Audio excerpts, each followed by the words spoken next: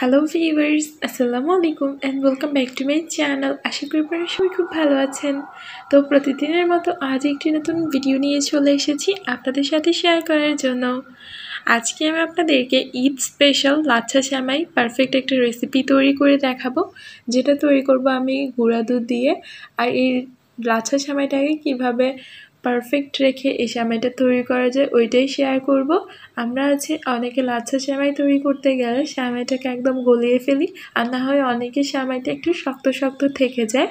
তো ওই সকল কমপ্লেন আজকে রেখে আমি আপনাদেরকে একটা সহজ উপায়ে এই লাচ্ছা সেমাইগুলো তৈরি করে দেখাবো, যেটা তৈরি করতে ইজি। আপনারা এই টিপসগুলো মনে রাখুন, আপনাদের সেমাইটা হবে একদম পারফেক্ট। তো চলুন কথা না বাড়িয়ে আজকের রেসিপিটা দেখে নিই। আশা করি সকলের কাছে আমার আজকের এই ছোট্ট রেসিপিটা অনেক ভালো লাগবে। এখানে আমি রেডিমেড ঘিয়ে ভাজা লাচ্ছা সেমাই নিয়ে নিয়েছি। আমি এখানে এই প্যাকেটটা ইউজ করছি লাচ্ছা সেমাইয়ের। আপনারা চাইলে রেডিমেড যে আলাদা প্যাকেটে 40 টাকা 45 টাকা করে কিনতে পাওয়া যায় ওইগুলো ব্যবহার করতে পারেন।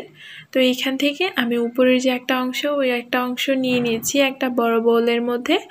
এটার মধ্যে কিন্তু বাদাম কিশমিশ এগুলা দেয়াই আছে, তো এক্সট্রা করে ইউজ করতে হয় না, জাস্ট ডেকোরেশনের সময় আমি ইউজ করব। তো এটাকে এখন একটা সাইডে রেখে দিচ্ছি। আর এখানে আমি হাফ কাপ পরিমাণ পাউডার মিল্ক নিয়ে নিয়েছি। আমি কিন্তু ফার্স্টেই বলেছি আজকের লাচ্ছা সেমাইটা আমি পাউডার মিল্ক দিয়ে রান্না করব। আপনারা চাইলে সেম পরিমাণে কিন্তু লিকুইড মিল্ক দিয়েও রান্নাটা করতে পারবেন। তো একটা বোলের মধ্যে আমি পাউডার মিল্ক নিয়ে নিয়েছি হাফ কাপ, আর এর মধ্যে আমি প্রায় 2 কাপ পরিমাণ পানি অ্যাড করব। তো পানিটা আমি কয়েকবারই দিচ্ছি, একবারে দিচ্ছি না। আপনারা আপনাদের ইচ্ছে অনুযায়ী লিকুইডের কনসিস্টেন্সিটা বাড়িয়ে বা কমিয়ে নিতে পারবেন, মানে এর ঘনত্বটা যতটা আছে হাফ কাপের মধ্যে সর্বনিম্ন 1.5 কাপ, আর না হলে 2 কাপ পরিমাণ দিতে পারবেন, সর্বোচ্চ 2 কাপ। তারপর এটাকে আমি মিক্স করে প্যানের মধ্যে দিয়ে দিয়েছি। চুলার জালটা বাড়িয়ে আমি এখানে একটা তেজপাতার অর্ধেকটা অংশ দিয়েছি, 2টা এলাচ আর 2টা লং দিয়েছি। দিয়ে এগুলাকে একটু নেড়ে চেড়ে জাল করছি। আর এগুলো জাল করার মাঝে আমি এখানে আমার পরিমাণ মতো চিনিটা দিয়ে দিচ্ছি। এখানে অবশ্যই চিনিটা যার যার স্বাদ অনুযায়ী ব্যবহার করতে হবে। এখানে আমি 1/4 কাপ পরিমাণ চিনি অ্যাড করেছি। আপনারা আপনাদের ইচ্ছে অনুযায়ী চিনির পরিমাণটা বাড়িয়ে বা কমিয়ে নিতে পারবেন।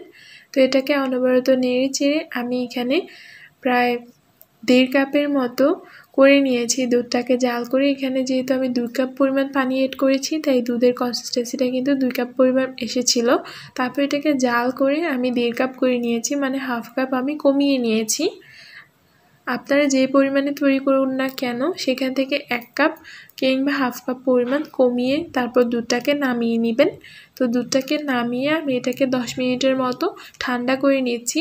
একদম গরমটা কিন্তু সরাসরি সেমাইয়ের মধ্যে ঢালা যাবে না, তাহলে কিন্তু সেমাইটা একদম নরম হয়ে যাবে, তারপর খেতে ভালো লাগবে না। তাই এটাকে 10 মিনিটের মতো আমি নেড়ে চেড়ে ঠান্ডা করে নিয়েছি। তারপর এটাকে আমি এখন সেমাইয়ের মধ্যে ঢালবো বা সেমাইয়ের মধ্যে দিয়ে দিব। এর আগে এর মধ্যে যে এক্সট্রা তেজপাতা এলাচ লং ছিল ওইগুলাকে ফেলে দিতে হবে, তাহলে কিন্তু এগুলার ফ্লেভারটা একটু বেশি স্ট্রং হয়ে যাবে, তারপর খেতে ভালো লাগবে না, যেহেতু আমরা অনেকটা টাইম জাল করে এর ফ্লেভারটা দুধের মধ্যে দিয়েই দিয়েছিলাম। তো এগুলাকে ফেলে আমি এক এক করে দুধটাকে এই সেমাইটার মধ্যে সম্পূর্ণটা দিয়ে দিয়েছি। দিয়ে দেওয়ার পর আমি এগুলাকে একটু নেড়ে চেড়ে নিচ্ছি, যাতে করে সেমাইয়ের প্রত্যেকটা পার্টে দুধটা ভালোভাবে ঢুকে তারপর সেমাইটা ভালোভাবে সেট হয়ে যায়। তো এটাকে আমি 5 মিনিটের জন্য রেস্টে রেখে দিব। এরই মাঝে আমি এখানে দিয়ে দিচ্ছি নারকেল কোড়া। এটা আমার ফ্রোজেন করা ছিল, আপনাদের হাতের কাছে যদি না থাকে তাহলে আপনারা স্কিপ করতে পারেন। তো এখানে আমি কিছুটা পরিমাণ নারকেল কোড়া দিয়েছি, এগুলোর পরিমাণ আপনারা আপনাদের ইচ্ছে মতো বাড়িয়ে কমিয়ে নেবেন। তারপরে এখানে আমি কিশমিশ দিয়ে দিয়েছি এক্সট্রা করে, জাস্ট দেখতে ভালো লাগবে এজন্য। কয়েক প্রকার বাদাম দিয়ে দিচ্ছি, এখানে আমি কাজু বাদাম পেস্তা বাদাম আর কাঠবাদামটা ব্যবহার করছি। আপনারা আপনাদের ইচ্ছে মতো যে কোনো বাদাম যে কোনোভাবে কেটে ব্যবহার করতে পারেন। তো এই তো সেমাইটা কিন্তু গার্নিশ করা হয়ে গিয়েছে। এখন এটাকে লাস্ট লুকটা আমি আপনাদেরকে দেখিয়ে দিচ্ছি কীরকম হয়েছে।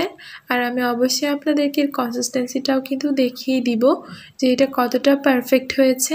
আশা করি আপনাদের কাছে আমার আজকের এই ছোট্ট রেসিপিটা অনেক ভালো লেগেছে। কেমন হয়েছে অবশ্যই কমেন্ট করে জানাবেন। ভালো লেগে থাকলে লাইক শেয়ার করে আমার চ্যানেলটাকে সাবস্ক্রাইব করে আমার পাশেই থাকবেন। আর চাইলে অবশ্যই আমার ফেসবুক পেজটাকে ফলো দিতে পারেন, লিঙ্কটা আমি ডেসক্রিপশন বক্সে দিয়ে দিব। আর সেমাইটা কেমন হয়েছে অবশ্যই কমেন্ট করে জানাতে ভুলবেন না। সকলের সুস্থতা কামনা করে আজকে আমি আপনাদের কাছ থেকে এখানেই বিদায় নিচ্ছি। সবাই ভালো থাকবেন, সবাই সুস্থ থাকবেন। আল্লাহ হাফেজ।